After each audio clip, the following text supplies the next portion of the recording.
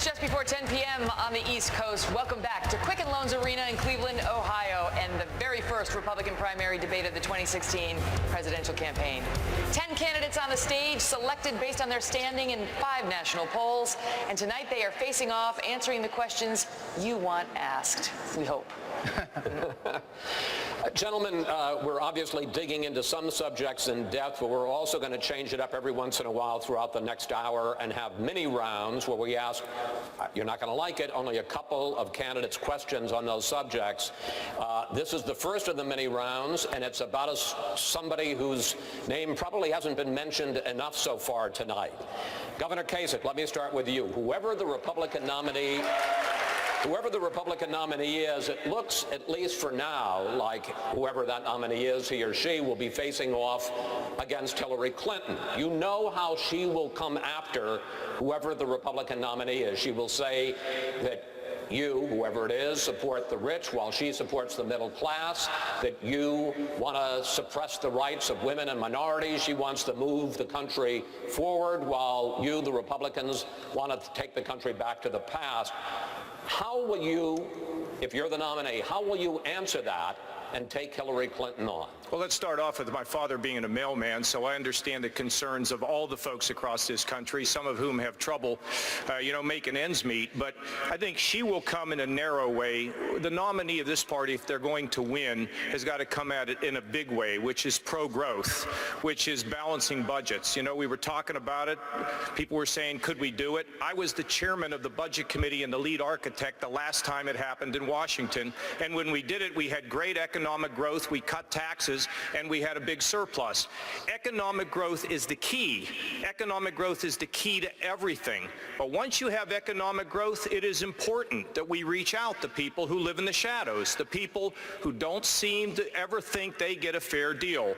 And that includes people in our minority community. That includes people who feel as though they don't have a chance to move up. You know, America is a miracle country, and we have to restore the sense that the miracle will apply to you. Each and every one of the people in this country who's watching tonight, lift everybody, unite everybody, and build a stronger United States of America again. It will be and can be done. I know that all of you would like to answer this question, but we're only going to ask one other candidate before we move on to a different subject. Dr. Carson, basically same question to you. If Hillary Clinton is the nominee and she comes at you with that kind of line of attack, how will you take her on? If Hillary is the candidate, which I doubt, that would be a dream come true. But, the fact of the matter is, she is the epitome of the secular progressive movement. And she counts on the fact that people are uninformed, the Alinsky model, taking advantage of useful idiots. Well, I just happen to believe that people are not stupid. And the way I will come at it is to educate people, help people to actually understand that is that progressive movement that is causing them the problems.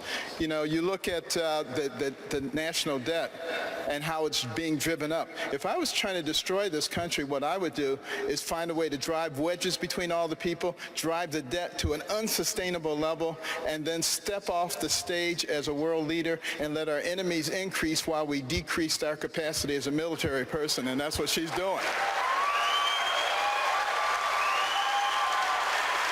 Gentlemen, we're going to turn now to the subject of the economy, jobs, and money and the government. And Governor Bush, I'm going to start with you. You have made a bold promise in your announcement. You have promised 4% economic growth and 19 million new jobs if you were fortunate enough to serve 2 terms as president. That many jobs, 19 million, would be triple what your father and your brother accomplished together. And 4% growth, the last president to average that was Lyndon Johnson during the height of the Vietnam War. So, question, how on earth, specifically, would you pull that off? We've done it 27 times since World War II. I think we need to lift our spirits and have high, lofty expectations for this great country of ours.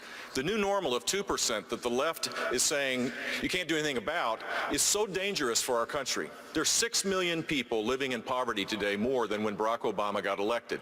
6.5 million people are working part-time, most of whom want to work full-time. We've created rules and taxes on top of every aspiration of people, and the net result is we're not growing fast, income's not growing. A 4% growth strategy means you fix a convoluted tax code. You get in and you change every aspect of regulations that are job killers. You get rid of Obamacare and replace it with something that doesn't suppress wages and kill jobs. You embrace the energy revolution in our country. This president and Hillary Clinton, who can't even say she's for the XL pipeline even after she's left, give me a break. Of course we're for it. We should be for these things to create high sustained economic growth. And frankly, fixing our immigration system and turning it into an economic driver is part of this as well. We can do this. Governor Walker, when you ran for governor of Wisconsin back in 2010, you promised that you would create 250,000 jobs in your first term, first 4 years. In fact, Wisconsin added barely half that and ranked 35th in the country in job growth. Now you're running for president and you're promising an economic plan in which everyone will earn a piece of the American dream. Given your record in Wisconsin, why should voters believe you? Well, the voters in Wisconsin elected me last year for the third time because they wanted someone who aimed high, not aimed low. Before I came in, the unemployment rate was over 8%. It's now down to 4.6%. We've more than made up for the jobs that were lost during the recession, and the rate in which people are working is almost 5 points higher than it is nationally. You know, people like Hillary Clinton think you grow the economy by growing Washington. One report last year showed that 6 of the top 10 wealthiest counties in America were in or around Washington, D.C. I think most of us in America understand that people, not the government, creates jobs. And one of the best things we can do is get the government out of the way, repeal Obamacare, rein in all the out-of-control regulations, put in place an all-the-above energy policy, get people the education and skills that they need to succeed, and lower the tax rate and reform the tax code. That's what I'll do as president, just like I did in Wisconsin. Governor Christie, I want to engage you and Governor Huckabee in a subject that is a big issue in both of your campaigns, and that is entitlement reform. You say that to save the system, you want to raise the retirement age, have to raise the retirement age, and to cut benefits for Social Security and Medicare, and you say that some of the candidates here on the stage are lying. Governor Huckabee says he can save Social Security and Medicare without doing any of that. Is he lying? No, he's not lying. He's just wrong. I mean, so there's a difference. Listen, I'm the only guy on the stage who's put out a detailed 12-point plan on entitlement reform, and here's why. Because 71% of federal spending right now is on entitlements and debt service. 71%. And we have spent the last hour and 5 minutes talking about the other 29%, and no time on the 71%. And that makes no sense. Now, let me tell you exactly what we would do on Social Security. Yes, we'd raise the retirement age 2 years and phase it in over 25 years. That means we'd raise it 1 month a year for 25 years when we're all living longer and living better lives. Secondly, we would means test Social Security for those who are making over $200,000 a year in retirement income and who have $4 to $5 million in liquid assets saved. They don't need that Social Security check. Social Security is meant to be to make sure that no one who's worked hard and played by the rules and paid into the system grows old in poverty in America. If we don't deal with this problem, it will bankrupt our country or lead to massive tax increases, neither one that we want in this country. Governor Huckabee, you say that changing entitlements, the kind of thing that Governor Christie is talking about, would be breaking a promise to the American people. And you say that you can keep those programs, save Social Security, save Medicare without those kinds of reforms through a fair tax, which is a broad tax on consumption. Please explain to Governor Christie how that would work and how you could save these programs without the kind of painful reforms he says we need. Let's all be reminded 60 million Americans are on Social Security. 60 million. A third of those people depend on 90% of their income from Social Security. Nobody in this country is on Social Security because they made the decision when they were starting work at 14 that they wanted to trust some of their money with the government. The government took it out of their check whether they wanted them to or not. And if a person goes to 65, they're going to spend 51 years with the government reaching into their pocket at every paycheck. Now, here's the point. Whose fault is it that the system is screwed up? Is it the recipients or is it the government? And if Congress wants to mess with the retirement program, why don't we let them start by changing their retirement program and not have one, instead of talking about getting rid of Social Security and Medicare that was robbed $700 billion to pay for Obamacare? It's always that the government figures that they can do this off the backs of people, many of whom are poor and depend on that money, and I just think it's fundamentally lying to the people and stealing from them, and we shouldn't be doing it. Chris. 30 seconds. Yeah, sure. I don't disagree with ending Congress's retirement program. I'm a governor. I don't have a retirement program in my state, and I don't disagree with that. But here's the news for the American people. He's complaining about the lying and stealing. The lying and stealing has already occurred. The trust fund is filled with IOUs. We can't fix the problem just by entering Congress's retirement. That's worth about this much. We need to go at the fundamental problem. And the fundamental problem is that this system is broken. It has been stolen from. We have been lied to. We need a strong leader to tell the truth and fix it. All right, this is it. 30 seconds finally. Well, you ask about how we fund it. One of the reasons that Social Security is in so much trouble is the only funding stream comes from people who get a wage. The people who get wages is declining dramatically. Most of the income in this country is made by people at the top who get dividends and capital gains. The fair tax transforms the process by which we fund Social Security and Medicare, because the money paid at consumption is paid by everybody, including illegals, prostitutes, pimps, drug dealers, all the people that are freeloading off the system now. That's why it ought to be a transformed system. All right, enough. Mr. Trump. Getting a little R-rated. Mr. Trump, you talked a lot about how you are the person on this stage to grow the economy. I want to ask you about your business record. Trump corporations, casinos and hotels, have declared bankruptcy 4 times over the last quarter century. In 2011, you told Forbes magazine this: "I've used the laws of the country to my advantage." But at the same time, financial experts involved in those bankruptcies say that lenders to your companies lost billions of dollars. Question, sir, with that record, why should we trust you to run the nation's business? Because I have used the laws of this country, just like the greatest people that you read about every day in business have used the laws of this country, the chapter laws, to do a great job for my company, for myself, for my employees, for my family, etc. I have never gone bankrupt, by the way. I have never. But out of hundreds of deals, but sir, excuse me, that's your line, but your companies have gone bankrupt. What am I saying? Out of hundreds of deals that I've done, hundreds, on 4 occasions, I've taken advantage of the laws of this country, like other people. I'm not going to name their names because I'm not going to embarrass, but virtually every person that you read about on the front page of the business sections, they've used the law. The difference is when somebody else uses those laws, nobody writes about it.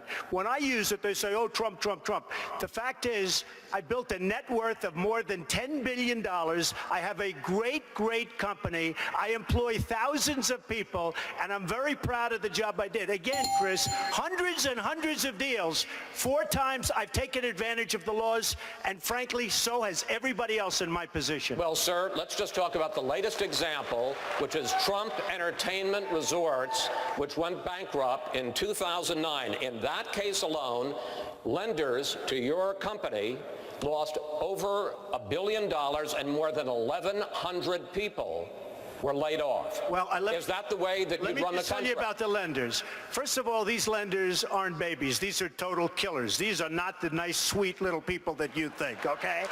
You know, I mean, you're living in a world of the make-believe, Chris. You want to know the truth. And I had the good sense to leave Atlantic City, which, by the way, Caesars just went bankrupt. Every company, Chris can tell you, every company virtually in Atlantic City went bankrupt. Every company. And let me just tell you, I had the good sense, and I've gotten a lot of credit in the financial pages. 7 years ago, I left Atlantic City before it totally cratered, and I made a lot of money in Atlantic City, and I'm very proud of it. I want to tell you that. Very, very proud of it. And by the way, this country right now owes $19 trillion, and they need somebody like me to straighten out that mess. Senator Rubio. Senator Rubio, more than 3,000 people sent us questions about the economy and jobs on Facebook. And here is a video question from Tanya Sialko from Philadelphia. Here she is. Please describe one action you would do to make the economic environment more favorable for small businesses and entrepreneurs and anyone dreaming of opening their own business. That's a great question. Senator, how do you answer Tanya? That's a great question. First of all, it begins by having leaders that recognize that the economy we live in today is dramatically different from the one we had 5 years ago. It's an economy that now has placed us in global competition with dozens of other countries around the world. Now, the big companies that have connections with Washington, they can affect policies to help them, but the small companies like the one Tanya's talking about, they're the ones that are struggling. The first thing we need to do is we need to even out the tax code for small businesses so that we lower their tax rate to 25%, just as we need to lower it for all businesses. We need to have a regulatory budget in America that limits the amount of regulations on our economy. We need to repeal and replace Obamacare, and we need to improve higher education so that people can have access to the skills they need for 21st century jobs. And last but not least, we need to repeal Dodd-Frank. It is eviscerating small businesses and small banks. Over 40% of small and mid-sized banks that loan money to small businesses have been wiped out since Dodd-Frank has passed. We need to repeal and replace Dodd-Frank. We need to make America fair again for all businesses, but especially those being run by small business owners. Senator Rubio, thank you. Gentlemen, another question for a few of you. Just yesterday, President Obama criticized Republican lawmakers trying to block the Iran deal, calling them knee-jerk partisans, adding that hardliners in Iran who chant death to America were, quote, making common cause with the Republican caucus. Here's what two of your opponents on the 5 p.m. debate stage said about Iran. I will tell you one thing. I would a whole lot rather had Carly Fiorina over there doing our negotiation than John Kerry. Maybe we would have gotten a deal where we didn't give everything away. But the issue for us is to have a Congress that stands up and says not only no, but hell no to this money going to a regime that is going to use it for terror. When America does not lead, the world is a dangerous and a tragic place. This is a bad deal. Obama broke every rule of negotiation. Yes, our allies are not perfect, but Iran is at the heart of most of the evil that is going on in the Middle East through their proxy. Now, I want to ask a few of you this. First, Governor Walker, you've said that you would tear up the Iran deal on day one. If this deal is undone, what then? Well, first off, let's remember, I still remember as a kid tying a yellow ribbon around the tree in front of my house during the 444 days that Iran held 52 Americans hostage. Iran is not a place we should be doing business with. To me, you terminate the deal on day one. You reinstate the sanctions authorized by Congress. You go to Congress and put in place even more crippling sanctions in place, and then you convince our allies to do the same. This is not just bad with Iran. This is bad with ISIS. It is tied together, and once and for all, we need a leader who's going to stand up and do something about it. It's yet another example of the failed foreign policy of the Obama-Clinton doctrine. Senator Paul, would you tear up the deal on day one? I oppose the Iranian deal and will vote against it. I don't think that the president negotiated from a position of strength, but I don't immediately discount negotiations. I'm a Reagan conservative. Reagan did negotiate with the Soviets, but you have to negotiate from a position of strength, and I think President Obama gave away too much too early. If there's going to be a negotiation, you're going to have to believe somehow that the Iranians are going to comply. And I asked this question to John Kerry. I said, do you believe they're trustworthy? And he said, no. And I said, well, how are we going to get them to comply? I would have never released the sanctions before there was consistent evidence of compliance. Governor Huckabee, what do you think about what Senator Paul just said? Ronald Reagan said trust but verify. President Obama is trust but vilify. He trusts our enemies and vilifies everyone who disagrees with him. And the reason we disagree with him has nothing to do with party. It has to do with the incredibly dangerous place that this world is going to be as a result of a deal in which we got nothing. We didn't even get 4 hostages out. We got nothing.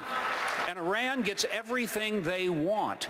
We said we would have anywhere, anytime negotiations and inspections. We gave that up. We said that we would make sure that they didn't have any nuclear capacity, we gave that up. The president can't tell us what we got. I'll tell you what the world got.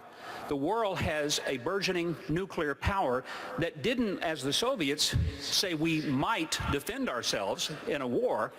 What the Iranians have said is, we will wipe Israel off the face of the map, and we will bring death to America. When someone points a gun at your head and loads it, by God, you ought to take them seriously, and we need to take that seriously.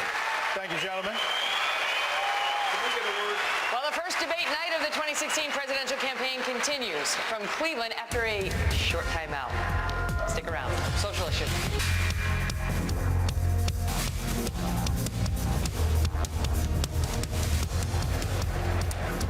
Welcome back, gentlemen. We're going to move on now to discuss some social issues across the board. Governor Bush, I'll start with you. Many Republicans have been outraged recently by a series of videos on Planned Parenthood.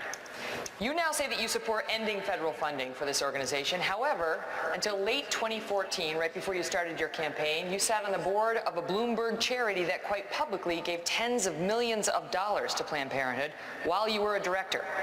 How could you not know about these well-publicized donations? And if you did know, how could you help a charity so openly committed to abortion rights? I joined the Bloomberg Foundation because of Mike Bloomberg's shared commitment for meaningful education reform. That's why I was on it. We never had a debate about the budget. It was presented and we approved it, not item by item. Here's my record. As governor of the state of Florida, I defunded Planned Parenthood. I created a culture of life in our state. We were the only state to appropriate money for crisis pregnancy centers. We expanded dramatically the number of adoptions out of our foster care system. We did parental notification laws. We ended partial birth abortion. We did all of this, and we were the first state to do a Choose Life license plate. Now 29 states have done it, and tens of millions of dollars have gone to create a culture where more babies are adopted. But did you know? No, I didn't know, but it doesn't matter. I was working on this board because of the education. My record is clear. My record as a pro-life governor is not in dispute. I am completely pro-life, and I believe that we should have a culture of life. It's informed by my faith from beginning to end. And I did this not just as it related to unborn babies, I did it at the end-of-life issues as well.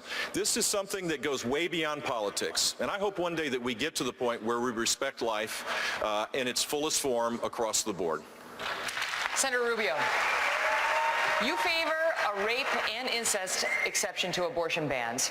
Cardinal Timothy Dolan of New York just said yesterday those exceptions are preposterous. He said they discriminate against an entire class of human beings. If you believe that life begins at conception, as you say you do, how do you justify ending a life just because it begins violently through no fault of the baby? Well, Megan, first of all, I'm not sure that that's a correct assessment of my record. I would go on to add that I believe all You don't favor a rape and an incest exception? I have never said that, and I have never advocated that. What I have advocated is that we pass a law in this country that says all human life at every stage of its development is worthy of protection. In fact, I think that law already exists. It's called the Constitution of the United States. And let me go further. I believe that every single human being is entitled to the protection of our laws, whether they can vote or not, whether they can speak or not, whether they can hire a lawyer or not, whether they have a birth certificate or not. And I think future generations will look back at this history of our country and call us barbarians for murdering millions of babies who we never gave them a chance to live. Mr. Trump, in 1999, you said you were, quote, very pro-choice, even supporting partial birth abortion. You favored an assault weapons ban as well. In 2004, you said in most cases you identified as a Democrat. Even in this campaign, your critics say you often sound more like a Democrat than a Republican, calling several of your opponents on this stage things like clowns and puppets. When did you actually become a Republican?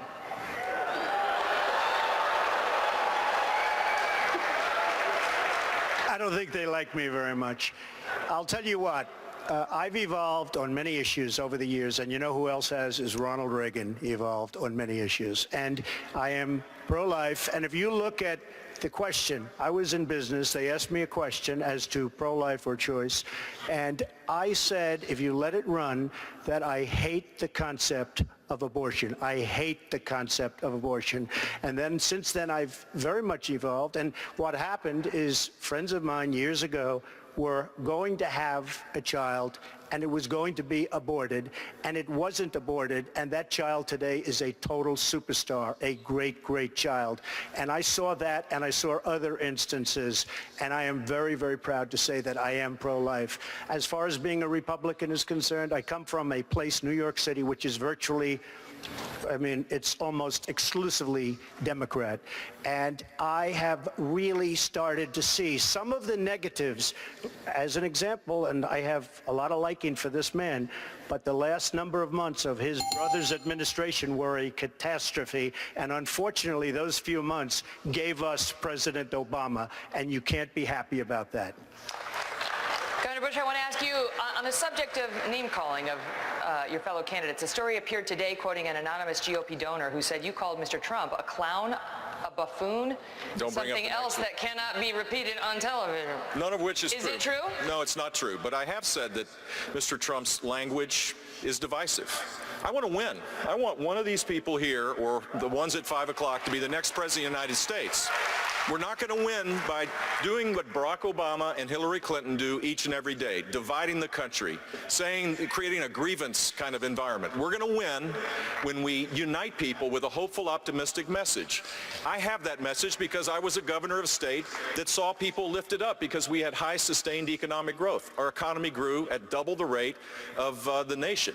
We created 1.3 million jobs. We led the nation 7 out of those 8 years. We were only one of 2 states that went to AAA bond rating. I cut taxes $19 billion.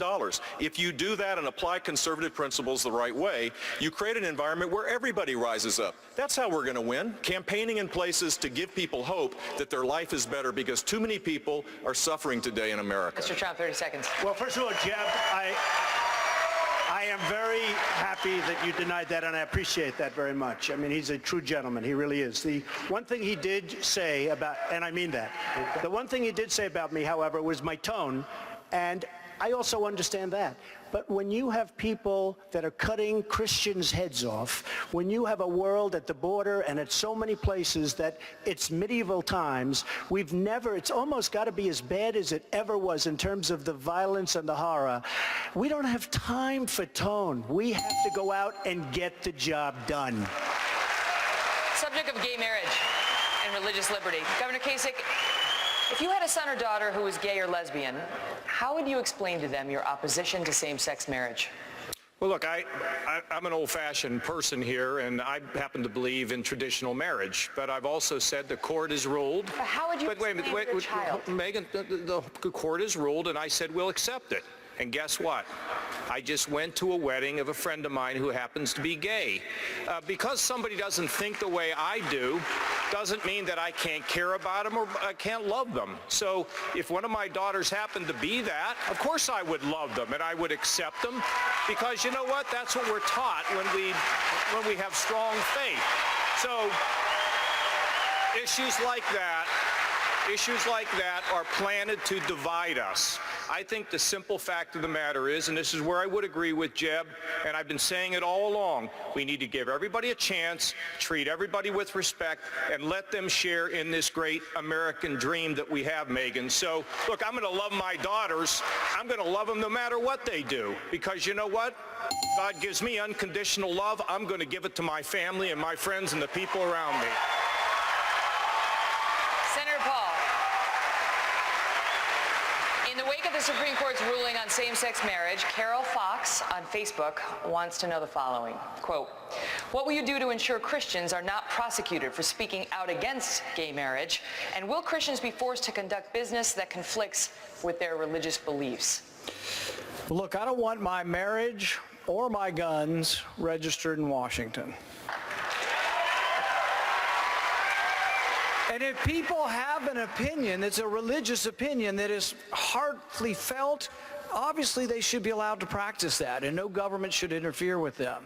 One of the things that really got to me was the thing in Houston where you had the government, the mayor, actually trying to get the sermons of ministers.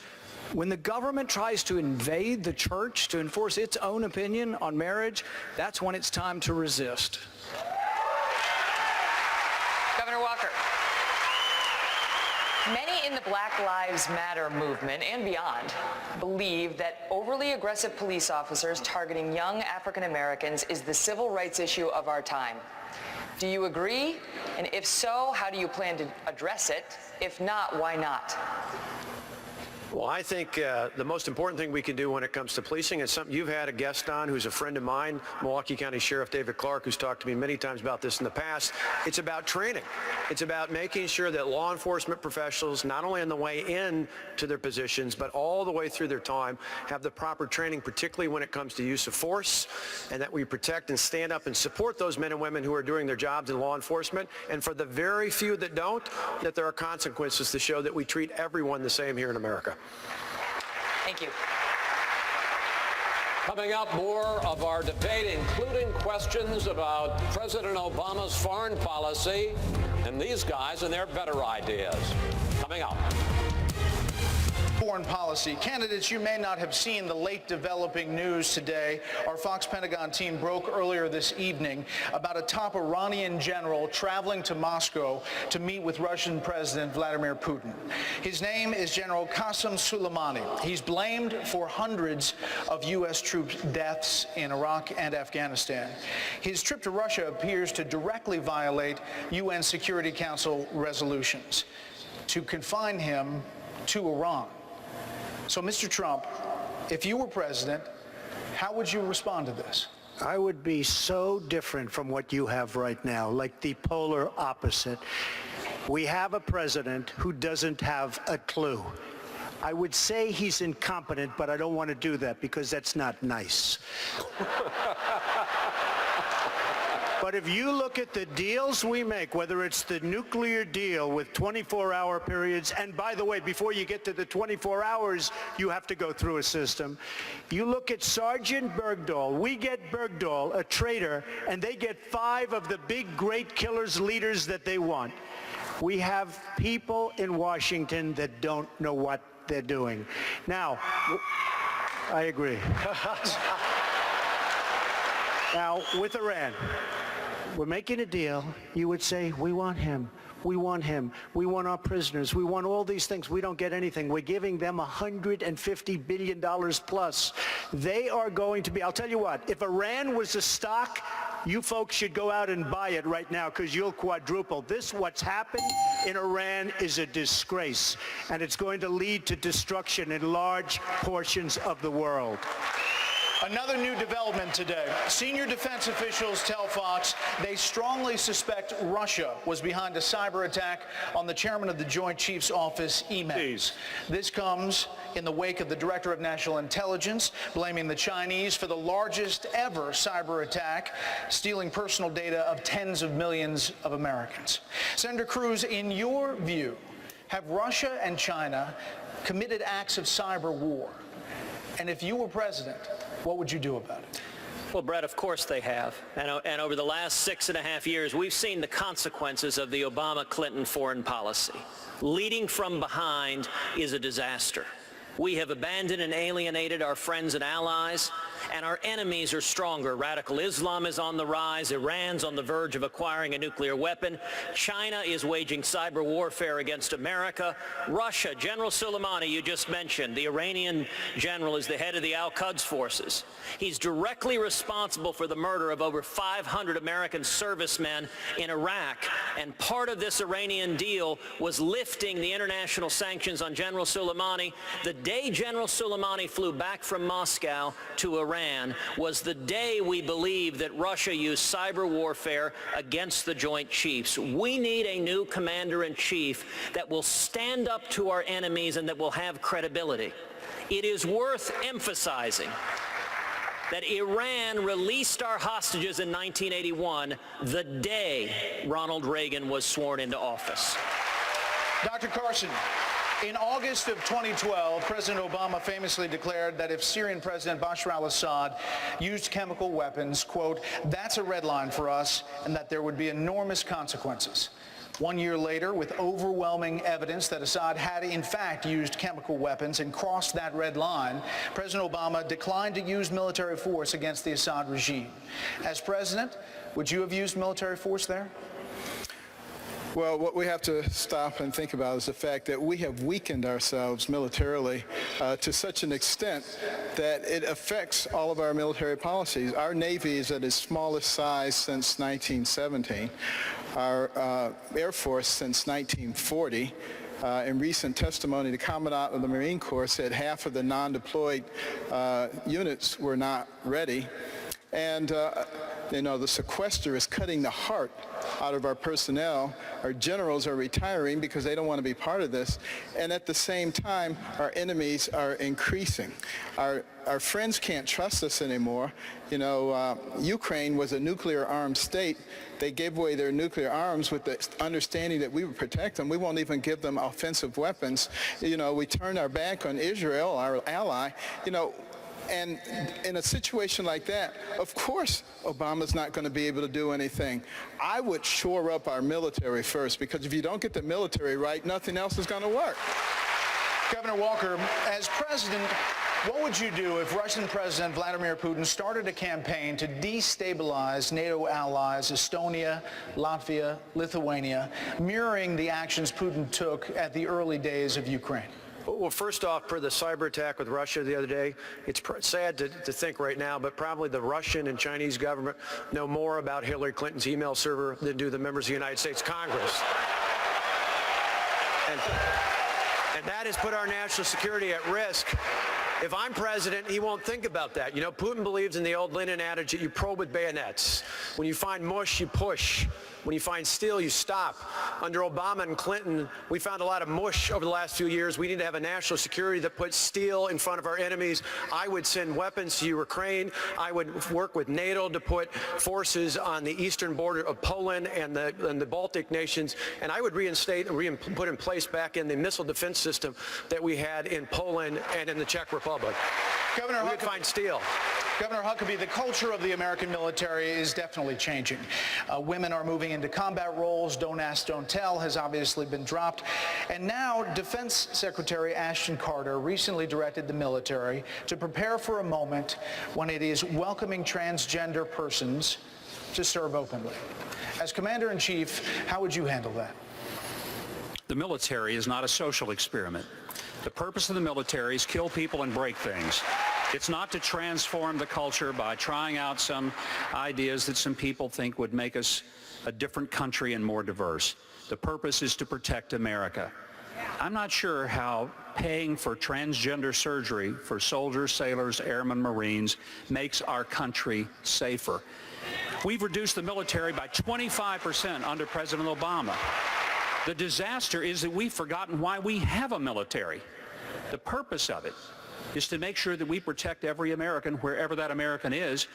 And if an American is calling out for help, whether it's in Benghazi or at the border, then we ought to be able to answer it. We've not done that because we've decimated our military. We're flying B-52s. The most recent one that was put in service was November of 1962. A lot of the B-52s we're flying, we've only got 44 that are in service, combat ready. And the fact is, most of them are older than me. And that's pretty scary. Senator Paul, the first budget you proposed as senator cut all financial aid to Israel. You have since changed your view on that issue. What made you change your mind? Well, let's be clear. I'm the only one on the stage who actually has a 5-year budget that balances. I've put pencil to paper, and I've said I would cut spending, and I've said exactly where. Each one of my budgets has taken a meat axe to foreign aid because I think we ought to quit sending it to countries that hate us. I think we ought to quit sending it to countries that burn our flag. Israel's not one of those. But even Benjamin Netanyahu said that ultimately they will be stronger when they're independent. My position is exactly the same. We shouldn't borrow money from China to send it anywhere, but why don't we start with eliminating aid to our enemies? Okay, but you still say that Israel could be one of the countries that is cut from financial aid. I still say exactly what my original opinion is. Do you borrow money from China to send it to anyone? Out of your surplus, you can help your allies, and Israel is a great ally, and this is no particular animus of Israel. But what I will say, and I will say over and over again, we cannot give away money we don't have. We do not project power from bankruptcy court. We're borrowing $1 million a minute. It's got to stop somewhere. Governor Christie, what do you think of that answer? Well, listen, you know, if we want to deal with these issues, we have to deal with them in a way that makes sense. I agree with what Dr. Carson said earlier. The first thing we need to do to make America stronger is to strengthen our military. And I put out a really specific plan. No less than 500,000 active duty soldiers in the Army. No less than 185,000 active duty Marines in the Marine Corps. Bring us to a 350-ship Navy again and modernize the Ohio-class of submarines and bring our Air Force back to 2,600 aircraft that are ready to go. Those are the kind of things that are going to send a clear message around the world. Those are the things that we need to start working on immediately to make our country stronger and make it better. Those are the things that we need to be able to be doing. And as we move towards dealing with foreign aid, I don't disagree with Senator Paul's position that we shouldn't be funding our enemies, but I absolutely believe that Israel is a priority to be able to fund and keep them strong and safe after 8 years of this administration. Governor, thank you. Brett, can I jump in on this one? Senator, we're going to finish up with some more questions. Thank you. We have to stand you by because after the break, we're going to let the candidates make their closing statements, their final thoughts, and God. Stay tuned for that.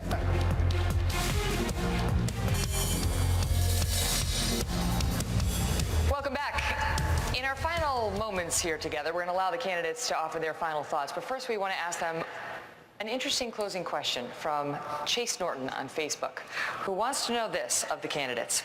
I want to know if any of them have received a word from God on what they should do and take care of first. Senator Cruz, start from you. Any word from God? Well, I am blessed to receive a word from God every day and receiving the scriptures and reading the scriptures, and God speaks through the Bible.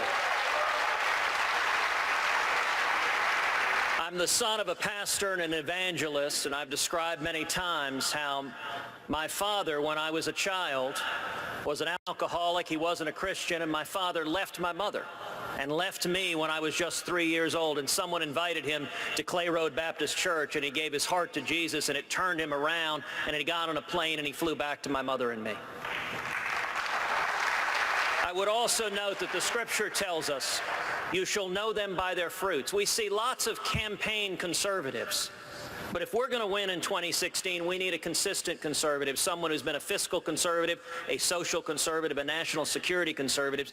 There are real differences among the candidates on issues like amnesty, like Obamacare, like religious liberty, like life and marriage. And I have been proud to fight and stand for religious liberty, to stand against Planned Parenthood, to defend life for my entire career. And I will be proud to continue to do so as President of the United States.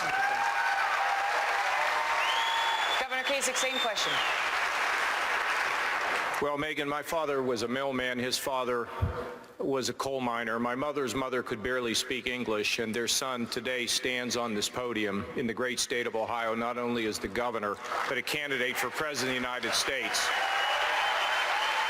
I do believe in miracles. You know, I've had a lot of elections, but my elections are really not about campaigns. I tell my people that these are about a movement. And a movement to do what? To restore common sense, a movement to do things like provide economic growth, and a movement not to let anybody be behind. You know, today the country's divided. You asked a question about the police and the difficulty in communities. We've got to unite our country again, because we're stronger when we are united, and we are weaker when we are divided. And we've got to listen to other people's voices, respect them, but keep in mind, and I believe in terms of the things that I've read in my lifetime, the Lord's not picking us, but because of how we respect human rights, because that we are a good force in the world, He wants America to be strong, He wants America to succeed, and He wants America to lead. And nothing's more important to me than my family, my faith, and my friends.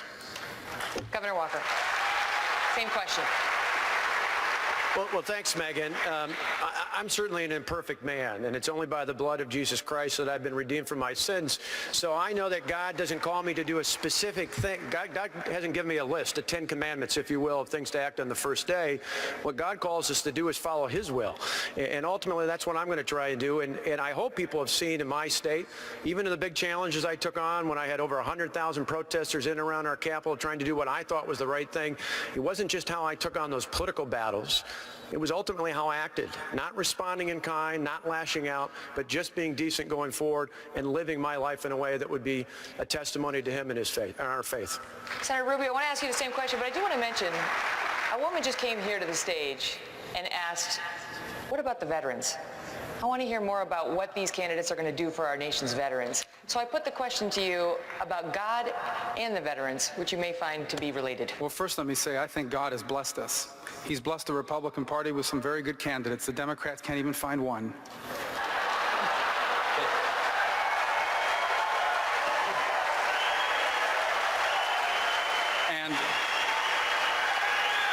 And I believe God has blessed our country. This country's been extraordinarily blessed, and we have honored that blessing, and that's why God has continued to bless us.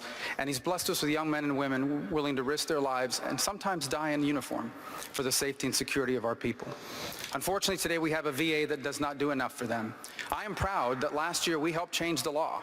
We changed the law to give the power to the VA secretary, the ability to fire any executive that isn't doing their job. And it is outrageous. They've only fired one person to date. When I'm president of the United States, we're going to have a VA that cares more about our veterans than about the bureaucrats who work at the VA. Dr. Carson, question to you about God and his role, but also one of the issues that the public was very interested in, and we touched on it earlier, is race relations in this country and how divided we seem right now. And what, if anything, you would do as the next president to help heal that divide? Well, I think the bully pulpit is a wonderful place to start healing that divide. You know, we have the purveyors of hatred who take every single incident between people of two races and try to make a race war out of it and drive wedges into people. And this does not need to be done. What we need to think about instead, you know, I was asked by an NPR reporter once, why don't I talk about race that often? I said, it's because I'm a neurosurgeon. And she thought that was a strange response. And I said, you see, when I take someone to the operating room, I'm actually operating on the thing that makes them who they are. The skin doesn't make them who they are. The hair doesn't make them who they are. And it's time for us to move beyond that, because, you know, our strength as a nation comes in our unity. We are the United States of America, not the divided states. And those who want to destroy us are trying to divide us, and we shouldn't let them do it. Thank you. Now, each candidate will make a closing statement. You'll all have 30 seconds to make a closing statement for this debate. We'll start with Ohio Governor John Kasich. You know, tonight we hear about what people want to do. I want to tell you what I've done. I was a member of the Armed Services Committee for 18 years. I spent a big chunk of my life studying national security issues and our role in the world. Number two, I was the chairman of the House Budget Committee and one of the chief architects the last time we balanced the budget, and it was the first time we'd done it since man walked on the moon.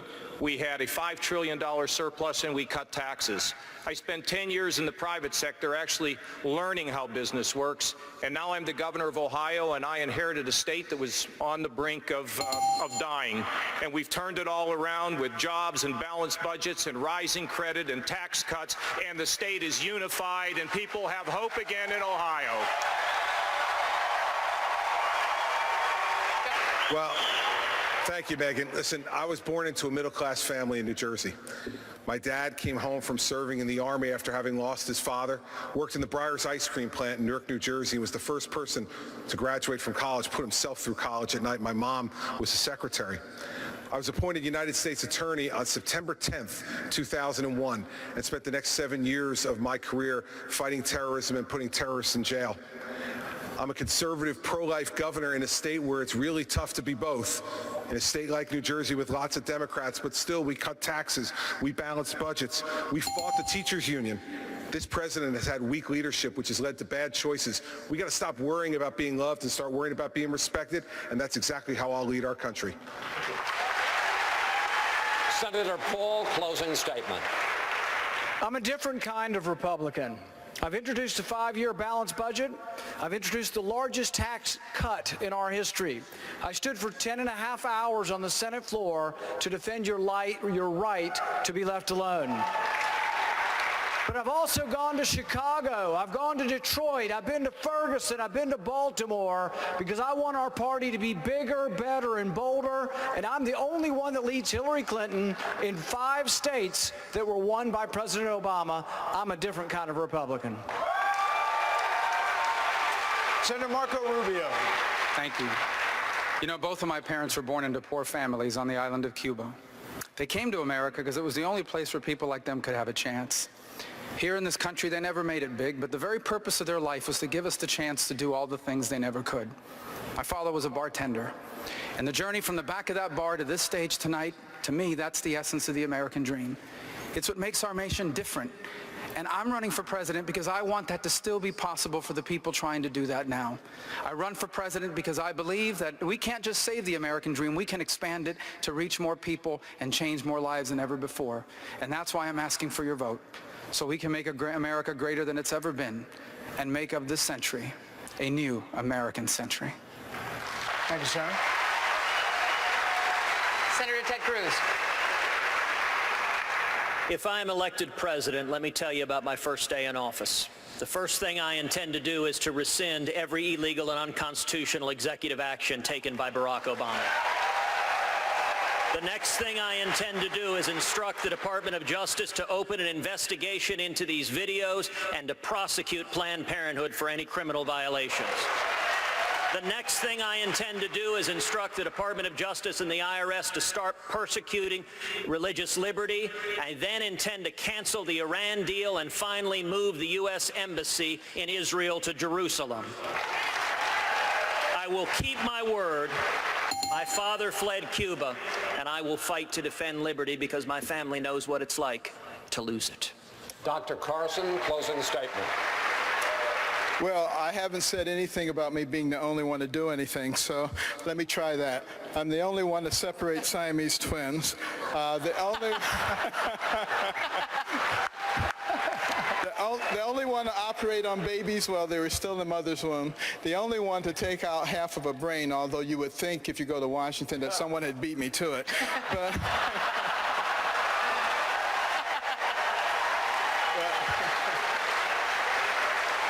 But I'm very hopeful that I'm not the only one who's willing to pick up the baton of freedom, because freedom is not free and we must fight for it every day. Every one of us must fight for it because we're fighting for our children and the next generation.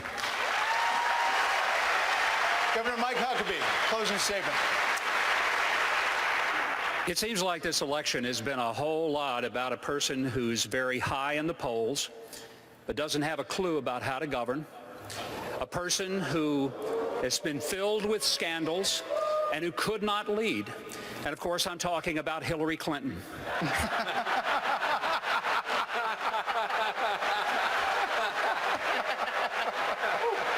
I think America is in trouble, but it's not beyond repair. But it's going to take leadership who sees the greatness of this country and who believes that once again we can be one nation under God. I'll be my best to do that, and thank you for your support. Governor Scott Walker. Thanks. I'm a guy with a wife and 2 kids and a Harley. One article called me aggressively normal. I ran for governor because I was worried about my kids' future. Then I took on the big government union bosses, and we won. They tried to recall me, and we won. They targeted us again, and we won. We balanced the budget, cut taxes, and turned our state around with big, bold reforms. It wasn't too late for Wisconsin, and it's not too late for America. That's why I asked for your vote. Governor Bush, closing statement, sir. Here's what I believe. I believe we're at the verge of the greatest time to be alive in this world. but Washington is holding us back. How we tax, how we regulate. We're not embracing the energy revolution in our midst, a broken immigration system that has been politicized rather than turning it into an economic driver. We're not protecting and preserving our entitlement system or reforming for the next generation. All these things languish while we have politicians in Washington using these as wedge issues. Here's my commitment to you, because I did it as Florida. We can fix these things. We can grow economically and restore America's leadership in the world so that everybody has a chance to rise up. I humbly ask for your vote whenever you're going to get to vote, whenever the primary is. Thank you all very much. Mr. Trump, closing statement, sir. Our country is in serious trouble. We don't win anymore. We don't beat China in trade. We don't beat Japan with their millions and millions of cars coming into this country in trade. We can't beat Mexico at the border or in trade. We can't do anything right. Our military has to be strengthened. Our vets have to be taken care of. We have to end Obamacare, and we have to make our country great again, and I will do that. Thank you. Thank you.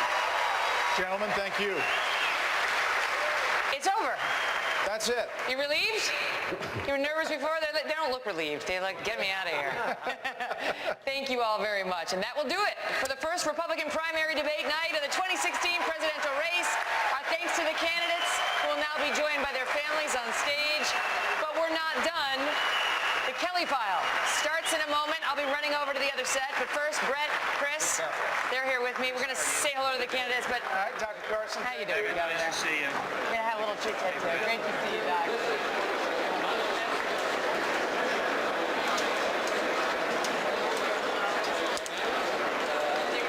Kind of ruining it for us. No, it's the moment. You know, it's the moment. Their families have been sitting here in this arena on pins and needles.